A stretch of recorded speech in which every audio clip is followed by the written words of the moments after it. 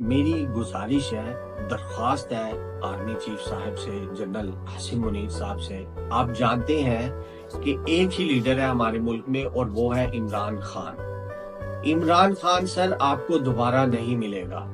یہ ایک ایسا ہیرا ہے کہ آپ نے اگر اس کو کھو دیا نا سر تو بہت پچھتائیں گے۔ سر یہ ملک کو اس ترقی کی راہ پہ لے کے جا سکتا ہے جس کا ہم سوچ بھی نہیں سکتے۔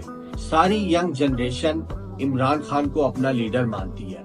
سر آپ کو یہ جان لینا چاہیے کہ عمران خان ہی ایک ایسا لیڈر ہے جو ملک کے اندر سرمایہ لے کر آ سکتا ہے، اور صرف عمران خان ہی ایک ایسا لیڈر ہے جس کی وجہ سے ہمارا ملک ترقی کی راہ پہ گامزن ہو سکتا ہے۔ آپ کو اعلیٰ سے اعلیٰ بندہ مل جائے گا لیکن آپ کو عمران خان دوبارہ نہیں ملے گا۔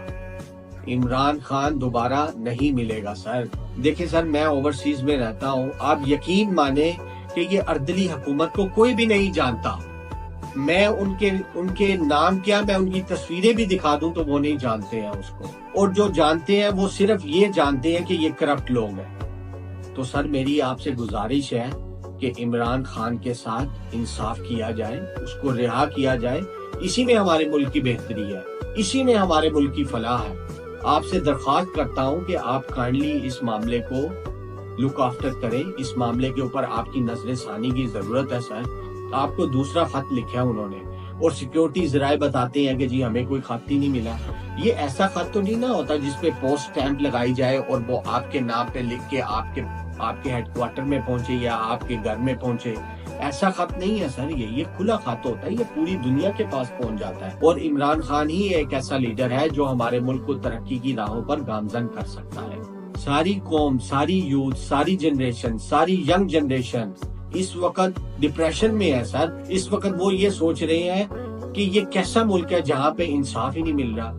اگر آپ ایک آنےسٹ لیڈر کو، جس نے آج تک میں یہ سمجھتا ہوں سوائے اپنے ملک کی مفادات کے اور کوئی کام ہی نہیں کیا، عمران خان صاحب ہی وہ واحد بندے ہیں جنہوں نے ملکی مفادات کی خاطر، اپنی عوام کی خاطر، اپنی عوام کا درد لیتے ہوئے انہوں نے کینسر ہاسپٹل بنایا۔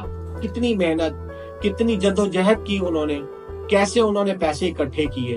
آپ یہ دیکھ لیں گے سر، اگر وہ ملکی مفادات میں نہ ہوتے تو وہ کینسر ہاسپٹل کیوں بناتے؟ وہ کہتے جائے باہر میں، سارا پیسہ اپنے پاس رکھ لیتے، اور بعد میں جس طرح یہ عدلی حکومت کرتے ہیں کہ جی یہ فلانا ہو گیا، فلانا ہو گیا، ہم یہ نہیں کر سکے تو وہ نہیں کر سکے، وہ کہتے کہ جی میں نہیں بنا سکا۔ تو سر دیکھیں، ان کے اندر ڈس آنےسٹی نہیں ہے، وہ ایک باوقار، باعزت اور آنےسٹ